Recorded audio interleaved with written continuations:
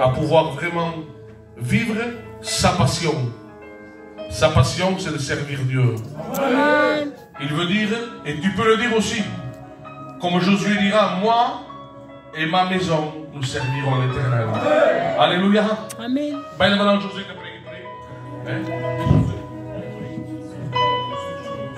Seigneur, nous voulons placer ton serviteur qui va annoncer la parole. Qui va annoncer le message que tu as mis dans ton cœur. Seigneur, que ce message va être fait dans ton cœur. Tu vas le remplir du Saint-Esprit. Tu vas donner le courage, Seigneur. Qu'il va annoncer comme tu veux. Parle à travers lui. Que ta bouche soit ta bouche, Seigneur. Et que annonce la parole de Dieu. Qui touche le cœur ce soir. Qui soit rempli du Saint-Esprit. Et que tout soit fait dans la parole de la bouche de Dieu. Bénis-le, porte-le. Dans le nom de Jésus. Bénis-le, Père. Amen. Et l'Église dit, vous savez, avant de monter sur le strade, je ne vous cache pas, mon cœur bat. Ce n'est pas n'importe quoi passer là derrière. Mais heureusement qu'il y a le Seigneur avec nous. Vous savez pourquoi j'ai confiance au Seigneur? Parce qu'il est dit qu'on ne doit pas s'inquiéter de rien. On aura couvrir notre bouche et lui parlera à notre place. Il est ma force à moi. Il est mon secours à moi. Je ne sais pas de quelle manière tu es venu ce soir. Quelle est ta situation? Quel est ton problème? Quel est ton obstacle? Quel est le rocher qui te fait trébucher et t'empêche de le contourner? Quelle est cette montagne que tu ne peux pas ôter ni la déraciner? Je ne connais pas ta situation. Je ne sais pas avec quel fardeau tu es venu. Mais la croix, il y a un homme qui l'a porté l'humanité sur son dos. Alors ton fardeau l'a effacé totalement. Vous savez, je l'ai imité ce message. Ma compagne en est témoin et Dieu en est témoin. Chaque fois, quand je me levais, j'ouvrais les yeux et l'Éternel me mettait cette pensée dans ma tête. Pour vous, peuple de Dieu, enfants de lumière, enfants de Dieu. Je veux faire une lecture dans la parole de Dieu. Ça se trouve dans le livre d'Éphésiens, au chapitre 6, au verset 11. Revêtez-vous de toutes les armes de Dieu, afin de pouvoir tenir ferme contre les ruses du diable, car nous n'avons pas à lutter contre la chair ni le sang, mais contre les dominations, les autorités et contre l'autorité du prince de ce monde, des ténèbres, contre les esprits méchants dans les lieux célestes. C'est pourquoi toutes les armes de Dieu, afin de pouvoir résister dans les mauvais jours et tenir ferme après avoir surmonté. Et tenez donc ferme, ayant les reins, la vérité pour ceinture. Revêtez-vous de la cuirasse de la justice. Mettez pour chaussures le zèle et qui donne l'évangile de paix. Prenez par-dessus toute chose le fameux bouclier de la foi, avec laquelle vous pourrez éteindre les traits enflammés de l'ennemi, du malin. Prenez aussi le casque du salut et l'épée de l'esprit. Vous savez, Église, vous êtes découragés. Peut-être que certains d'entre vous ont laissé tomber ces armes.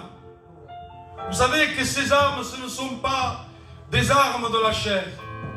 Mais les armes que Dieu nous a données peuvent renverser, peuvent abattre les forteresses et renverser les auteurs qui se dressent face à nous. L'ennemi sait attaquer parfois. L'ennemi, il sait viser sa cible. L'ennemi, quand il est en son arc, il ne fait pas de pitié, regarde pas l'âge. Il veut détruire ta famille. Il veut détruire complètement l'union que tu as avec Dieu. Il veut te séparer de tout cela. Il ne veut pas que tu ailles le salut. parce qu'il est jaloux. Parce que nous sommes plus importants, nous, Église de Dieu, que lui. Nous sommes que de la simple poussière qu'on jette d'or avec le respect que je vous dois. Regardez Dieu, qu'est-ce qu'il a fait? L'œuvre de Dieu. Celui auquel il a payé par son propre sang et sa vie. Alléluia. Les chaussures du zèle. Vous savez, quand on est fatigué, parfois, le chemin est cabossé. Un chemin cabossé, parfois on doit monter et descendre, mais on a du mal, parce que les jambes ne suivent pas le mouvement. Que quand le chemin est aplani, c'est plus facile, et on peut voir l'ennemi arriver de loin. Mais quand il est cabossé, l'ennemi se cache derrière. Mais je sais que moi j'ai un Dieu auquel il peut aplanir le chemin cabossé. Il peut aussi aplanir aussi les collines pour qu'on voit l'ennemi rusé. Il y a aussi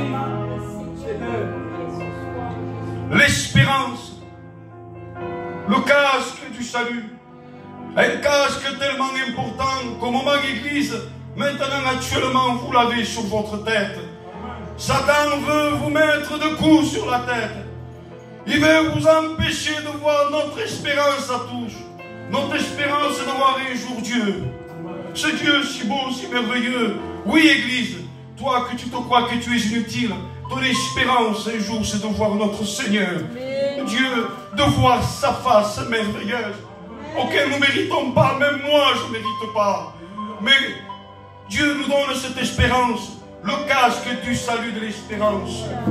Il y a un verset qui dit: l'Éternel, mon Seigneur, est la force de mon salut, et il couvre ma tête au combat. Église, si Satan veut te mettre des coups sur la tête, il couvre ta tête. Ne t'en fais pas pour cela. Il y a aussi la cuirasse de la justice. Ce n'est pas tout qui entre qui souille l'homme, qui sort de la bouche, qui souille l'homme, qui sort de l'intérieur. La cuirasse est en train de nous protéger. J'imagine ce n'est pas dans mon message, mais c'est de faire cœur avec Christ. Où se trouve mon cœur, Seigneur, tu te trouves toi. Alléluia. Amen. Il y a aussi la ceinture de la vérité, qui joue un rôle primordial dans notre vie.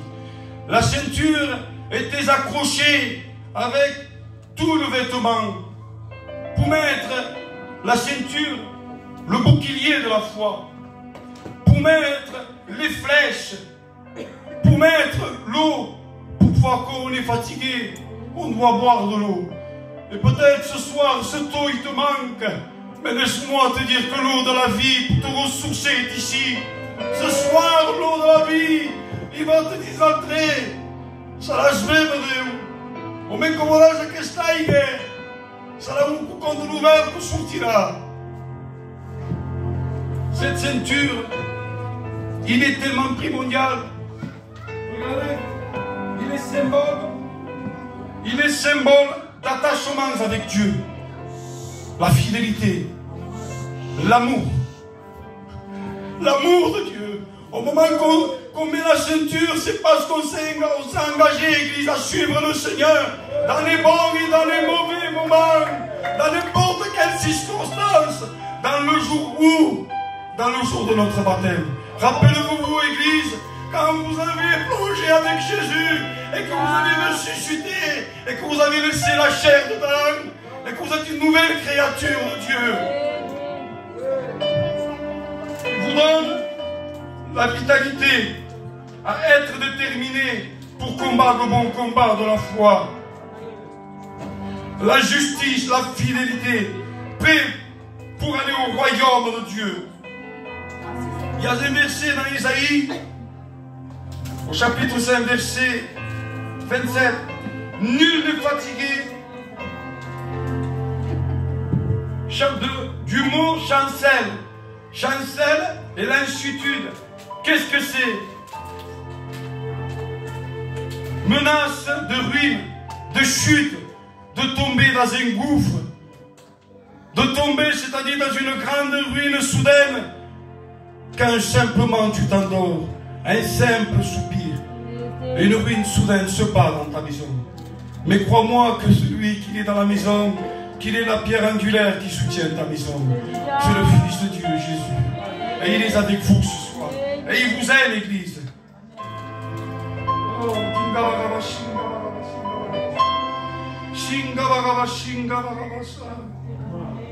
oh Jésus, bénédiction, Père.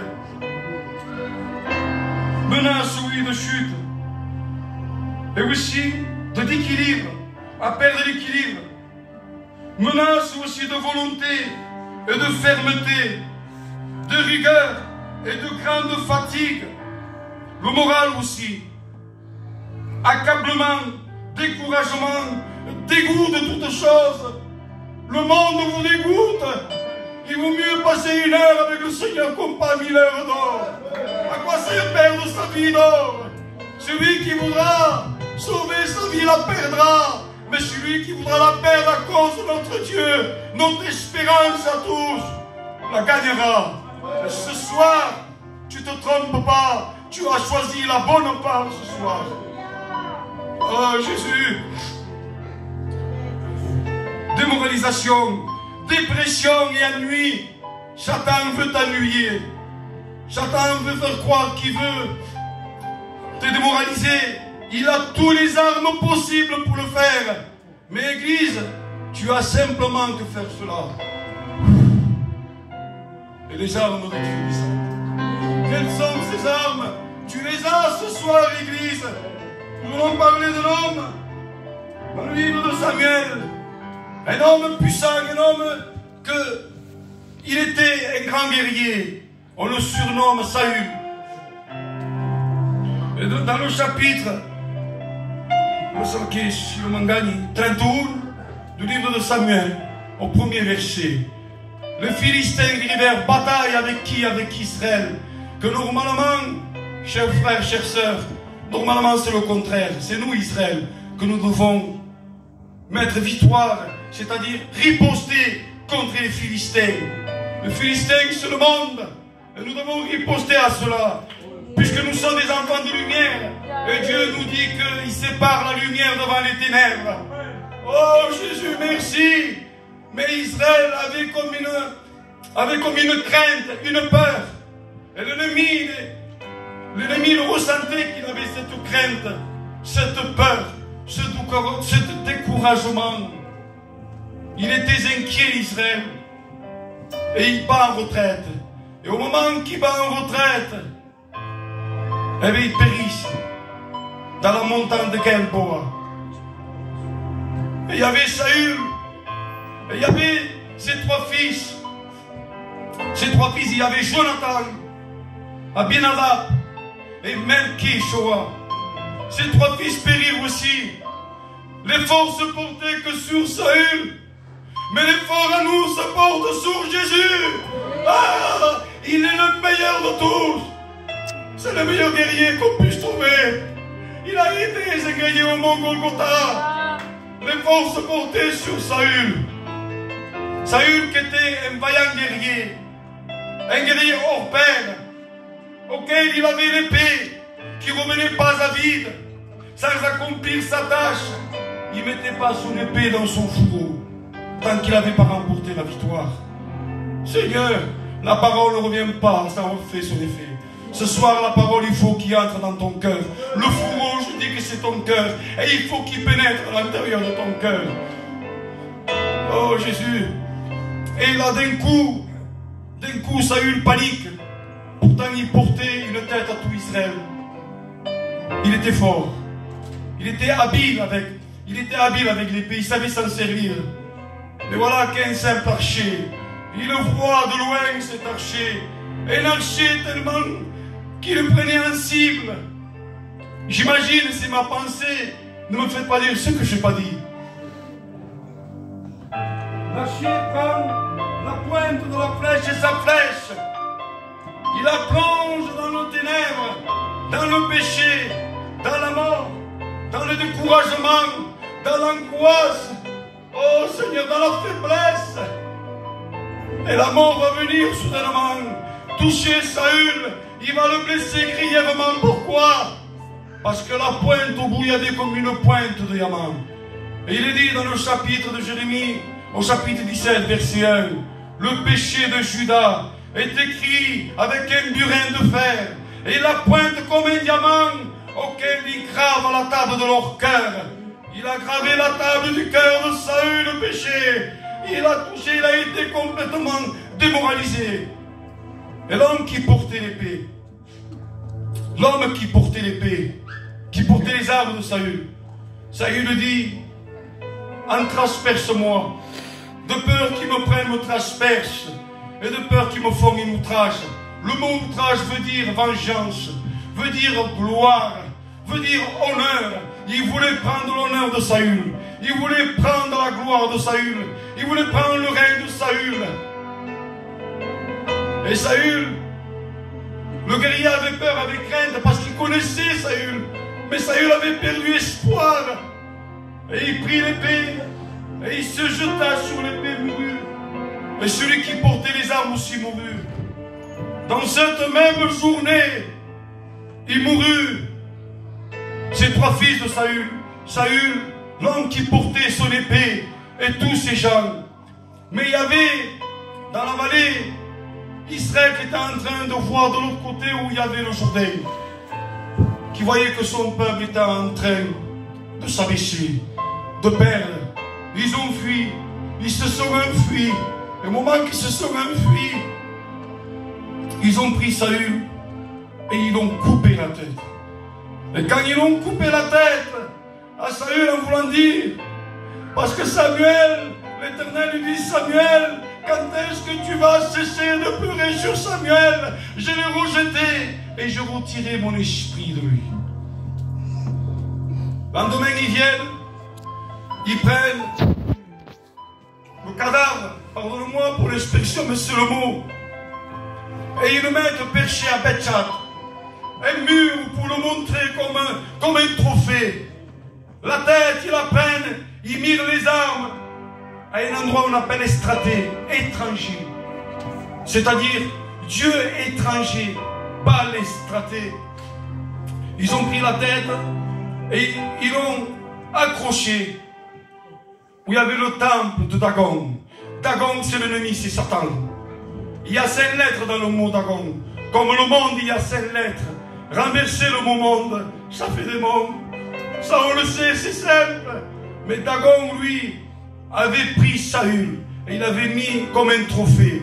Je sais que Satan, il a cette méchanceté. Il est comme un lion rugissant à qui chercher sa proie dévorée. Mais c'est un lion désarmé qui n'a pas de dents. On a le lion dans la tribu de Judas, nous, auquel quand il fait un cri, Satan recule. Il n'est plus rien. Il n'est plus rien, Satan. Il y a une histoire aussi qui me plaît. O mensagem esforço-me mais ça fica lá puta da mostra. O depois aqui vos implica para a notagem. Ça m'équipe pour montre que Raphaël de Dieu. Dans le livre de... Et aussi, j'ai oublié le plus important. Une chose que j'ai failli oublier. Comment des héros ont-ils tombé un jour? Où? À la montagne de Gilboa. Lui, il a cessé de couler sur Saül.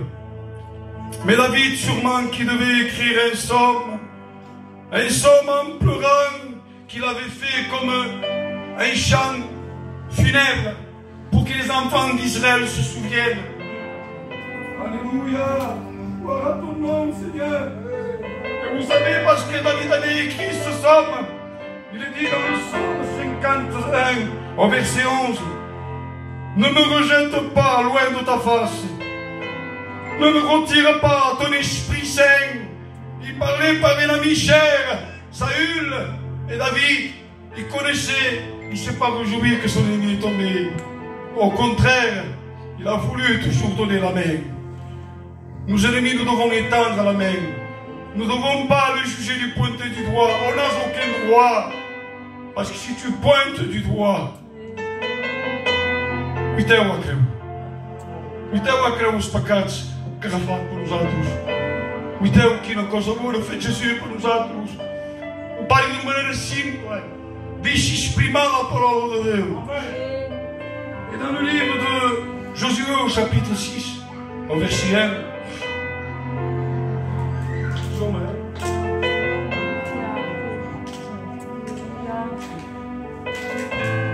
Jéricho était une ville fermée, barricadée. Les enfants d'Israël devant ne pouvaient ni en sortir ni entrer. Mais l'Éternel des armées, l'Éternel notre Dieu, puisqu'il dit à Josué, je livrerai Jéricho, son roi et ses vaillants soldats. Le bras de l'Éternel n'est pas si court et sa main puissante pour agir et accomplir. Il veut te mettre à propos cette victoire dans tes mains à toi. Tu n'as rien à craindre, Église. L'Éternel est ici avec nous. Il combat avec nous, nuit et jour. Il est avec nous de notre départ jusqu'à notre arrivée. À toujours et à jamais. Faites le tour de la ville, vous tous hommes de guerre. Comme vous, Église, lèvez-vous. Comment lèvez-vous, Église? Prenez les armes, allons combattre. Quelles sont? Peut-être tu as une maladie. Peut-être il y a des maladies chez toi, des discordes. Peut-être tu ne te parles plus avec ton fils. Et peut-être tu as quelqu'un aussi que tu estimes, mais que lui t'a fait du mal. Cela peut arriver. Et ils prirent 7 sacrificateurs. 7 sacrificateurs auxquels ils avaient 7 trompettes, signe de victoire. Au moment qui sonnait, j'imagine, c'est ma pensée à moi, les sacrificateurs portaient l'âge de l'Éternel. Ils avançaient, et tous avançant, en faisant un simple tour. Déjà, j'imagine que la muraille devait se fissurer. La muraille devait se fissurer, mais il a fallu 7 tours. Il a fallu 7 tours dans la ville de Jéricho. Jéricho se lève. Je veux dire, Josué se lève, pardon, du beau matin, où il y a l'aurore. L'aurore, c'est l'étoile brillante à Golgotha. Oh, celle qu'un jour, il a crié, oh Père, pardonne-les. Il a fait 7 tours. Et au moment qu'il a fait 7 tours, le peuple a crié. Au moment que le peuple a crié, c'est ce qu'ils avaient les 7 trompettes aussi. On sonnait la trompette pour avertir la corne, pour avertir leur peuple. Et Josué leur dit, criez maintenant, poussez des cris. Ils ont poussé des cris. Ah, Seigneur! Et tout s'est effondré. Jéricho s'est effondré. Ils ont pu aller dans la ville de Jéricho. Ils ont pu aller combattre. Ils ont pu avoir la victoire comme toi, Église. Quelle muraille te gêne? Tu n'as rien à faire. Puisqu'avant cela, il y a une chose merveilleuse. Ne faites aucun cri. Ne faites pas entendre votre voix. Ça, c'est le contexte. Et qu'aucun mot ne sorte de votre bouche. Peut-être que tu n'as pas le courage de prier. Mais une larme, une simple larme, l'Éternel entend. Un simple soupir, il sait d'avance de quoi tu as besoin. Il y a un homme redoutable qu'on appelle Goliath. Goliath, lui, faisait 6 coudées. Je vais vite, hein, parce que vous ne passez pas pour ce tennis. Vous se changez. Vous ne passez pas pour ce tennis, non? Vous ne chafez pas. Pour uma sax mexer met de cops au calcava. Et au moment que David y voit Goliath, David déjà il faut savoir qu'il gardait ce brebis. Et quand il y en a une qui s'échappait, il prenait, il arrachait dans la gueule du lion. Ou sinon, il le prenait, le saisissait, lui faisait un coup et le tuait. Et faisait tout ça quand le corps à mon avis c'était sauvage. Il tue à tout, il ne laissait pas toucher sa brebis. Mais ce bâton, un jour, est venu t'enlever dans la gueule du lion. Ce bâton qui est la croix, au mont Golgotha, auquel il y avait un homme entre ciel et terre. Pour toi, Église, ce soir, parce qu'il t'aime. Dieu préparait David pour affronter Goliath. Parce qu'il se battait avec des ours, il se battait avec des lions. Quand il le voit face à lui, ce Philistin, auquel David est comme un visage d'enfant aux cheveux blonds, vous ressemblez comme un ange. À l'apparence, on aurait dit qu'il n'est rien. Mais Goliath se trompe. Lui, il vient avec la lance, l'épée et le javelot. Mais moi, je viens dans le nom de l'Éternel, l'armée d'Israël, auquel vous êtes l'armée d'Israël ce soir. Il prit un chaginière, une simple pierre blanche polie, du torrent, les pierres frappées. Mais en frappant, les pierres devenaient blanches. Ce soir, ce sont vos genoux. Quand tu crois que Dieu ne voit pas cela, Dieu le sait quand tu te mets de genoux. Toi, tu te dis parfois, j'ai un genou à terre. Je te dis, Église, mets-le de genoux à terre. Si tu es découragé quand tu baisses le de genoux, ça fait rappeler la victoire. La victoire qu'a eu Jésus quand Simon de Cyrène est venu pour l'aider. Satan il tremble quand il te voit de genoux. Que tu sois fort ou faible, que tu sois de genoux parce que tu as envie de prier, ou que tu sois découragé, Satan en tremble de cela. Parce qu'il sait qu'il y a un qui va venir. L'admirable va venir te chercher. L'admirable va prier pour toi. Il va intercéder pour ta vie. Et il prend ce caillou-là, cette pierre dans sa gibière, auquel ce sont cinq pierres, les cinq lettres de Jésus, les cinq armes de l'Esprit. Il a fallu qu'une simple pierre pour qu'il s'enfonce dans son front, qui tombe contre terre, comme il t'a donné l'autorité d'écraser la terre, comme il t'a donné l'autorité de marcher sous les scorpions et les serpents, oh, de marcher dans toute la puissance de l'ennemi, de marcher dans les ténèbres, car tu es un enfant de Dieu. Il courut, il prit l'épée, il lui coupa la tête, et il le prend comme un trophée. On va dire, Satan, ce géant Goliath n'est rien pour moi, comme toi, Église, Satan n'est rien. Parce que Jésus l'a écrasé la tête à la croix, en Maïekava dit que ça, et je me tiens comme ça, que oui ou mais dire que monte vous dit. Jésus était à Golgotha. Au moment qu'il était à Golgotha, c'était un homme ensanglanté. Il faisait comme une seule plaie. Comme une plaie. Il était défiguré. Homme de douleur habitué à la souffrance. Mais comme une plante, une faible plante, sortant d'une terre desséchée. Oh Seigneur, quelle est cette plante? Puisqu'il dit, écoutez bien Église et prenez cela, gardez ce mot, gravez-le dans votre cœur. Dans sa mort de sa confirmité et la mort de sa juridiction, nous sommes devenus tous une même plante. Nous avons été crucifiés avec Christ ressuscité. Les armes que tu as sont merveilleuses. Au moment qu'ils ont cloué Jésus, c'est ma pensée, j'imagine. Ils ont cloué la main de Jésus. Et bien ils ont mis le bouclier de la foi. Parce que tu peux combattre l'ennemi de près, mais tu peux le vaincre aussi de loin. Le bouclier grand sert à éteindre les traits enflammés de Satan. Dans l'autre main, il a mis l'épée, la parole, que c'est une arme efficace. Elle est là. Il n'y a pas plus meilleur que cela. Cela me console, cela me parle, cela respire. Cela quand je suis fatigué, oh que je suis plus haut me détourner. Une simple verset et me redonne des forces pour aller au combat, pour mener le bon combat dans la foi. La couronne, pour que les épines qui devaient être sur toi, ce casque du salut de l'espérance, pour pas que ces épines, le péché, aillent sur toi. Il s'est chargé de tout le péché. C'est pas le péché. Jésus n'avait jamais péché. Il a donné l'ordre au péché de pouvoir le toucher. Cela, il faut faire attention à cela.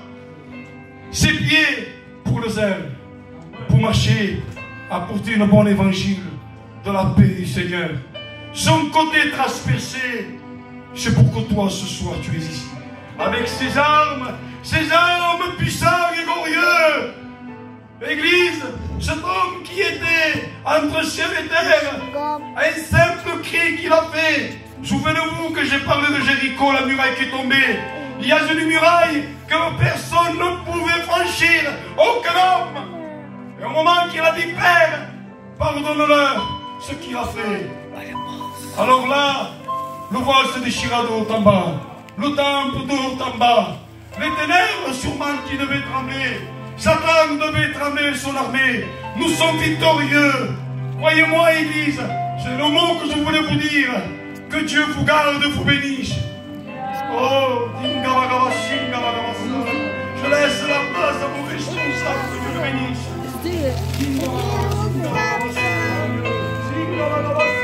Non, estamos tranquilos. Calla, calla, calla.